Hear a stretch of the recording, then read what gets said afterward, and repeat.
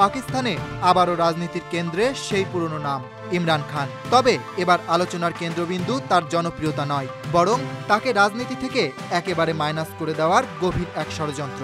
এমনটাই দাবি করেছেন তার দল পাকিস্তান তেহরিকে ইনসাফ বা পিটিআই। তবে ভয়ঙ্কর তথ্য হলো এই ষড়যন্ত্রে হাত রয়েছে তার নিজের ঘরের কিছু সদস্যের। পিটিআইয়ের প্রতিষ্ঠাতা ও সাবেক প্রধানমন্ত্রী ইমরান খান বর্তমানে কারাবন্দী। তার অনুপস্থিতিতে দল ও রাজনীতির ভার যেন চলে গেছে অন্য কারো হাতে। এ সুযোগেই এক পক্ষ চাইছে ইমরান খানকে চিরতরে রাজনীতি থেকে সরিয়ে দিতে। পিটিআই বলছে এই পরিকল্পনা সমন্বিত এবং সুপরিকল্পিত, আর এটা শুধু বাইরে থেকে নয়, ভেতর থেকেও হচ্ছে।